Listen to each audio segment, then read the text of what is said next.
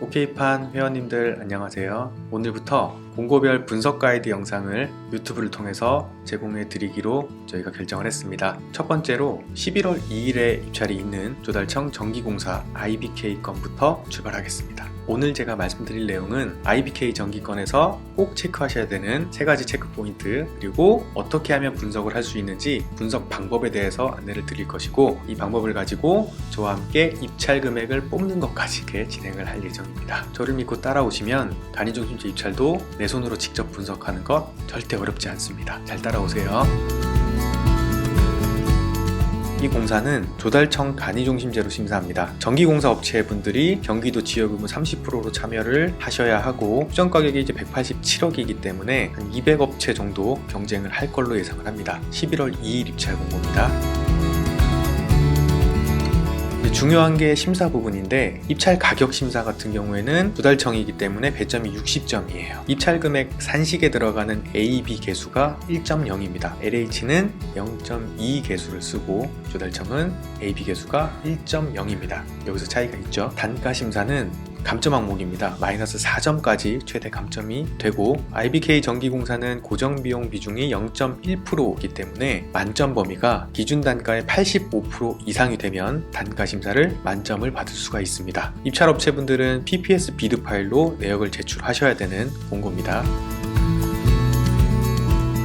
이 공사의 핵심 포인트 3가지를 제가 설명드릴게요. 정말 중요합니다. 간이중심제 분석이라고 하면 어렵잖아요. 어렵죠. 내역서를 들여다봐야 되고 평균도 맞춰야 하고 신경 써야 될 부분이 적격심사에 비해서 많이 늘어났는데, 2가지 기억하시면 됩니다. 예전 가격, 균형 가격 2가지 맞추는 거예요. 우리 이 2가지 맞추면 낙찰됩니다. 적격심사는 어땠죠? 예전 가격 맞추는 거죠. 적격심사는 예전 가격을 맞추는 거라면 간이중심제는 예전 가격과 균형 가격 2개를 맞추는 겁니다. 하나가 늘어났죠. 두 번째로 분석은 단가로 하지 마세요. 단가로 하지 말고 우리가 잘 알고 있는 바로 그 사정률로 하는 겁니다. 무슨 사정률이냐? 예전 가격을 위한 사정률, 예가산출률, 균형 가격을 위한 사정률, 평균 사정률, 이렇게 2가지. 세 번째로는 앞서 말씀드린 대로 개수가 다릅니다. 입찰 가격 점수 60점을 결정하는 A, B 개수가 LH는 0.2였고 이번 조달청 공사는 1.0입니다. 우리 전기 회원님들은 여태까지 LH 공사만 봐오셨잖아요. 그때랑 이번 공고는 다르다는 얘기입니다. 개수에 대해서 좀 더 설명을 하고 갈게요.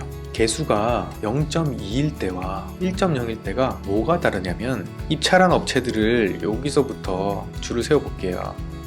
여기까지 이렇게 있다라고 가정을 했을 때 중앙 부분에서 이렇게 만점이 나오잖아요. 그리고 이쪽에는 입찰 금액이 가격 점수에서 감점이 됩니다. 그렇죠? 그러면 개수가 0.2, LH 같은 경우에는 만점자가 이만큼이나 나와요. 이만큼이나 만점이에요. 굉장히 많이 나오죠. 근데 1.0이면 어떻습니까? 이 개수가 커진다는 얘기는 만점자가 작아진다는 거예요. 이만큼이 감점인 겁니다. 이만큼이 다 감점이에요. 자, 우리는 지금껏 LH 입찰, 그러니까 개수 0.2짜리 입찰을 봐왔고, 이번 공고는 1.0입니다. 입찰 가격 만점자가 줄어든다는 얘기죠. 만점자가 줄어든다는 것이 결과에 어떤 영향을 미칠까요? 간이형 종합심사가 도입된 목적과는 약간 다르게 최근 추세를 보면 최저가로 가고 있죠. 최저가로 가고 있는 이유가 뭐냐면, 여기 맞춰야 낙찰이 되기 때문에 그래요. 여기 맞춰야 1순위가 되는 겁니다. 대부분의 경우에요. 그러면 개수가 0.2일 때는 여기를 맞추기 위해서 대부분의 업체들이 이렇게 내려가겠죠. 근데 개수가 1.0, 그 조달청이나 철도공단이나 LH를 제외한 발주처들 같은 경우에 이렇게 내려가게 되면 여기 감점됩니다.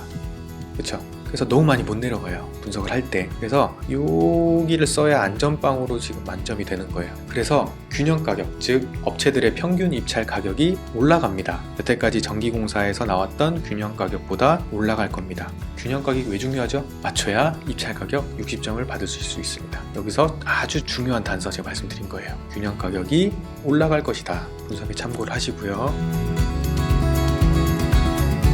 자, 그러면 어떻게 분석하면 될까요? 분석 방법을 제가 설명드리겠습니다. 이렇게 하시면 됩니다. 우리 입찰 금액 뽑으려고 분석하는 거죠. 앞서 제가 말씀드린 3가지 체크 포인트. 첫 번째, 예가와 균가만 분석하세요. 그러면 분석하실 때 이렇게 하시면 돼요. 평균 사정률을 먼저 결정을 하세요. 그러니까 업체들의 평균이 어디서 나올까를 내가 결정하는 겁니다. 어떻게 해요? 사정률로, 평균 사정률이라고 부르겠습니다. 그리고 예정 가격이 어디서 나올까 사정률로 결정하는 겁니다. 예가 산출률이라고 부를 거예요. 이 두 가지 지표를 고르시면 이 두 개를 가지고 우리가 1순위 입찰 금액을 예상할 수 있습니다. 균형 가격을 예측하기 위한 평균 사정률에 대해서 좀 더 자세히 설명하겠습니다. 자, 이해를 돕기 위해서 이렇게 A, B, C 3개 업체가 입찰에 참여했다라고 가정을 해볼게요. 첫 번째 업체는 마이너스 0.1의 사정률을 쓰고 들어왔고, 두 번째 업체는 플러스 0.3을 썼습니다. 세 번째 C 업체는 플러스 0.1의 사정률을 썼다라고 해볼게요. 그러면 이 세 업체의 평균 사정률은 어떻게 되나요? 네, 3개를 더해서 3으로 나누면 되죠. 그러면 평균 사정률은 0.1입니다. 0.1. 평균 사정률이 0.1이란 얘기는 이 입찰에 참여한 업체들이 평균 예가를 0.1을 보고 들어왔다라는 얘기랑 같습니다. 이렇게 되는 거죠. 0.1을 평균적으로 쓰고 들어왔다라고 해석이 되는 겁니다. 우리는 이 평균 사정률을 맞추는 거예요.